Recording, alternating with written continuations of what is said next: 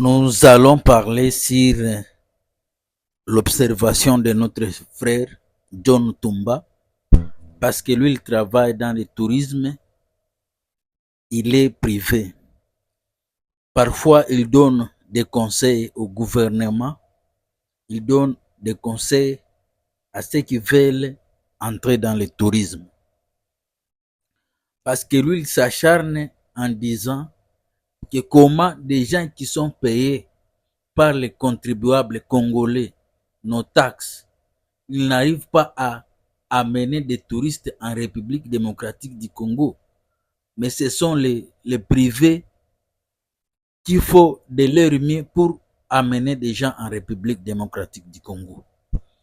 Vous devez savoir que nous devons prendre conscience des potentiels touristiques que nous avons. La République démocratique du Congo, ce n'est pas Kinshasa. Oui, Kinshasa a le potentiel parce qu'il a 20 millions d'habitants.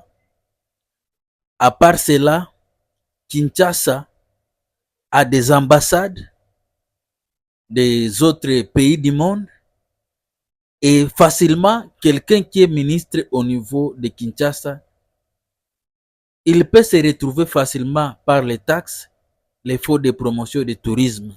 Mais ce n'est pas ça ce que nous recherchons. Parce que nous pouvons faire mieux et mieux. Regardez les paysages que je vous ai montrés. C'est ce que les touristes recherchent dans le monde, les paysages à couper le souffle. Souvent, ce que nous constatons, c'est que les ministres s'arrêtent seulement à Kinshasa et dans des grandes villes comme Lubumbashi, Goma, même si actuellement il est sous occupation, mais c'est là où seulement les ministres s'arrêtent. Mais le tourisme, ce n'est pas seulement Kinshasa, ce n'est pas seulement Lubumbashi, ce n'est pas seulement Bukavu, ce n'est pas seulement Goma, mais aussi les Bazouélé, les Ouélé, l'Ituri, et aussi les Maniema, les Sankuru, les Congo central, les Kwango, les Bandundu, les Lualaba, les Olomami, les Kasaï, toutes ces provinces ont des potentiels touristiques à couper le souffle. C'est pourquoi nous sommes en train d'interpeller les gens. Nous ne cherchons pas du travail parce que nous cherchons, nous nous baladons, nous cherchons à gagner notre vie d'autres manières. C'est pourquoi nous sommes en train d'interpeller les gouvernements à prendre conscience. Le tourisme, ce n'est pas les taxes, mais c'est attirer les touristes. Et aussi, c'est le développement des populations locales. Malheureusement, ce que nous avons constaté, ceux qui sont payés par les contribuables congolais, lorsqu'ils sont payés ou ils font des missions, ils vont en Espagne, en France et en aux États-Unis. Parce que ici, moi, je conseille la jeunesse de 1990. Le jour où vous serez des ministres, venez visiter la route Congo-Nil. Venez visiter la route Léopold D. Venez visiter la route des beautés. Venez visiter les dallages d'Api, la chute de Niagara. Parce que nous devons commencer par la base. Ce sont les gens que vous négligez au village, dans des territoires, dans des villes. Ce sont ces personnes-là qui sont capables d'apporter des changements durables. Ce sont eux qui peuvent faire la promotion. C'est ce que je vous ai montré. Ça, c'est les Rwenzori. Ça, c'est la rivière Semoulik. Ça, ce sont des rivières qui se trouvent au nord Kivu. On cherche les paysages. On cherche la nature.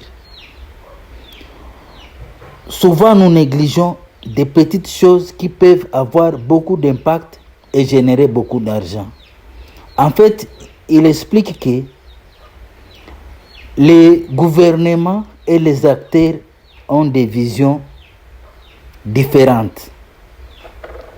Que quelqu'un qui sera payé par les contribuables congolais, que les touristes entrent ou n'entrent pas, ce n'est pas son affaire, mais quelqu'un qui fait tous les efforts pour qu'un touriste puisse venir, ils ont des visions différentes. C'est pourquoi il dit qu'au lieu de donner l'argent à AS Monaco, AS Milan, que cet argent, on puisse appeler les jeunes talents qui ont des talents dans la photographie, dans la cinématique, dans la création des sites web, que ces gens-là, on puisse les appuyer. Les 5 millions qu'on peut donner à l'AS Milan, si on les donne à la population qui ont des talents, qui sont passionnés, cet argent aura des bénéfices. Parfois, nous disons que nous ne devons pas gérer les secteurs du tourisme comme on gère les ONG. Les ONG sont basées sur les dons, alors que le tourisme doit être basé sur les services. Lorsque vous rendez un bon service aux autres, qu'ils puissent vous payer, qu'ils puissent vous donner quelque chose en retour. Vous devez vous rappeler à Goma, lorsque Warren Buffett est venu, il a constaté les services qui se passent au niveau de la Grande Barrière. Avec la lenteur, avec les embouteillages, il n'y a pas de l'ordre.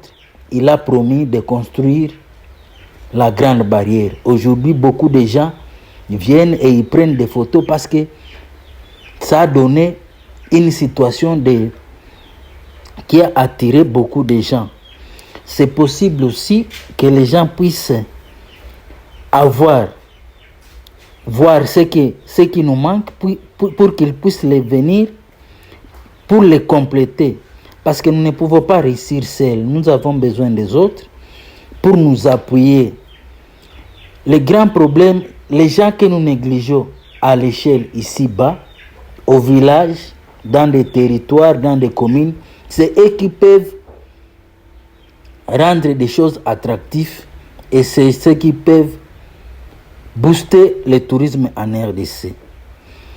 Nous ne sommes pas contre quelqu'un, mais vous devez vous rappeler que l'objectif derrière tout ce que nous sommes en train de rechercher, c'est que les capitaux, les budgets de la République démocratique du Congo augmentent à travers d'autres structures.